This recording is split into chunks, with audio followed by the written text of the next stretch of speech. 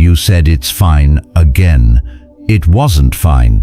You knew it wasn't fine the moment the words left your mouth. When did you stop noticing the difference? In the next 13 minutes, you will understand why a man doesn't lose his self-respect in one dramatic moment. He loses it in 9 quiet surrenders he never noticed making. And once you see all 9, you will never call it being easygoing again.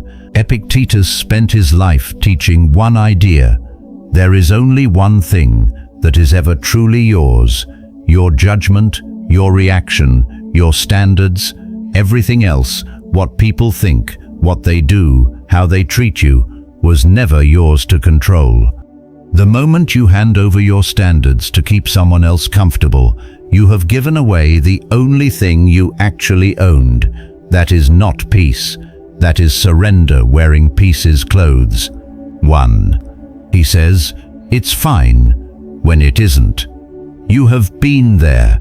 You were the man who swallowed the insult, absorbed the disrespect, smiled through the moment that should have ended in a different sentence. You told yourself you were being mature. You told yourself it wasn't worth the conflict, and the moment passed like it always does, and nothing was resolved. It was only buried. The Stoics called this false equanimity, peace built on suppression instead of judgment. What it means for you is simple. If you have to lie to keep the peace, it was never peace. It was postponement. A man who calms himself by lying to himself is not calm. He is collecting debt. But here is what most men never realize. This isn't a one-time event. It's a pattern that writes itself into how you respond by default. 2. He lowers his standards to keep the peace. You have been there. You were the man who once said, I won't tolerate that, and then tolerated it, quietly, because the alternative felt like more trouble than it was worth. Each time, the bar dropped half an inch. You didn't notice the drop. You only noticed, much later, that the bar wasn't where you remembered leaving it. The Stoics called this the slow erosion of judgment. What it means for you is this. Every time you accept less than you said you would, you are not being flexible. You are retraining yourself on what you deserve. The bar doesn't fall in one moment. It falls in 100 small surrenders you forgot to count.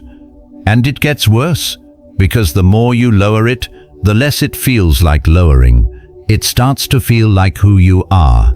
3. He explains himself to people who never earned an explanation. You have been there. You were the man over-explaining a decision to someone who had no right to question it, justifying a choice that needed no justification, just to avoid the discomfort of their disapproval. The Stoics called this seeking external validation for an internal judgment. What it means for you is this: a decision that is yours to make does not require a defense. The need to explain is the tell that you've already started doubting your own authority over your own life. Explaining yourself to someone who never earned the right to ask is how you teach them they're allowed to keep asking. The next point is the one men refuse to hear, but you need to. 4. He shrinks his opinions in rooms that need them. You have been there. You were the man who had the right answer, the necessary objection, the truth the room needed, and you swallowed it, because saying it might have made things uncomfortable for 30 seconds. The Stoics called this abandoning your reason to manage another man's emotions. What it means for you is this: your judgment is the one Stoic possession you were given. Shrinking it to keep a room comfortable is handing away the only thing that was ever fully yours. A man who silences his own clarity to protect someone else's comfort has made himself smaller so the room could stay the same. 5. He apologizes before he's even finished a sentence. You have been there. You were the man who started a sentence with "sorry, but," before saying something that needed no apology at all. A request, a boundary, A simple fact. The Stoics called this preemptive submission, apologizing not for an action, but for existing in a way that might inconvenience someone else. What it means for you is this: an apology that precedes the offense is not politeness. It is a man asking permission to take up space. You cannot demand respect with a sentence that begins by apologizing for speaking it. But here is what most men never realize. Once this becomes a habit, it stops sounding like humility. It starts sounding like permission-seeking. And people respond to whichever one you're actually offering. 6. He tolerates treatment he once said he never would. You have been there. You remember the version of you who drew a line, who said with total certainty, "I would never accept that." And now you accept it, quietly, routinely, without the protest you once promised yourself you'd make. The Stoics called this forgetting your own judgment under the slow pressure of repetition. What it means for you is this: the line didn't move because circumstances changed. It moved because you stopped defending it, one tolerated moment at a time. The man who said never and the man who now accepts it are not different men with different values. They are the same man who simply stopped enforcing his own. 7. He mistakes silence for weakness instead of power. You have been there. You stayed quiet in a moment that called for silence, and then spent the rest of the day convinced your silence had made you look weak, instead of recognizing it as the only response with any dignity left in it. The Stoics called this confusing restraint with defeat. What it means for you is this: silence is not always surrender. Sometimes it is the only response a man with real standards has left to give, because some moments don't deserve his words. The man who needs to prove his strength out loud has already forgotten that real strength rarely needs an audience.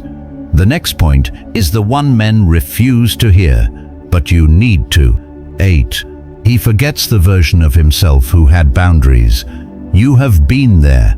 You think back to a younger version of yourself, more certain, less accommodating, harder to push around, and you don't recognize the distance between him and the man you've become. You don't remember deciding to change. You just woke up one day, further from him than you meant to be. The Stoics called this drift, the slow movement away from your own principles, so gradual that no single day feels like the day you abandoned them. What it means for you is this: you didn't lose that version of yourself in a single failure. You lost him one accommodation at a time, each one too small to notice on its own. Nobody wakes up one morning and decides to have no boundaries. He just stops noticing the day he crossed the last one. 9. He starts believing this is just who he is now.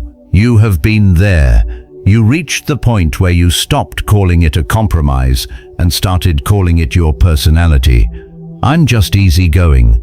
I just don't like conflict. That's just how I am. The story changed because admitting the truth that you gave something away was harder than rewriting who you used to think you were. The Stoics called this the final surrender. Not the act of losing your standards, but the moment you redefine yourself around their absence, so you never have to grieve them. What it means for you is this: a man who calls his erosion personality has stopped trying to reclaim what he lost. He has buried it instead. The most dangerous sign is not the moment you lower your standard, it is the moment you stop remembering you ever had one. You thought respect was something other people gave you, or took from you, something that lived in their hands, dependent on their opinion of you. But the Stoics knew something different. Respect was never theirs to give or take. It was always yours to keep, or yours to hand away, one quiet surrender at a time. Nobody took your standards from you. You set them down, gently, 9 separate times, and called it peace. The man who sees these 9 signs in himself does not panic. He does not perform a sudden dramatic reinvention. He simply starts noticing. The moment it's fine isn't. The moment the apology comes too early. The moment the bar drops half an inch. He picks his standards back up, one at a time, the same quiet way he set them down. He becomes harder to erode, and that is enough. Save this for the night you feel like giving up. If this reached you, the next video goes deeper. What happens to the man who finally stops explaining himself? The truth after 30 days of silence.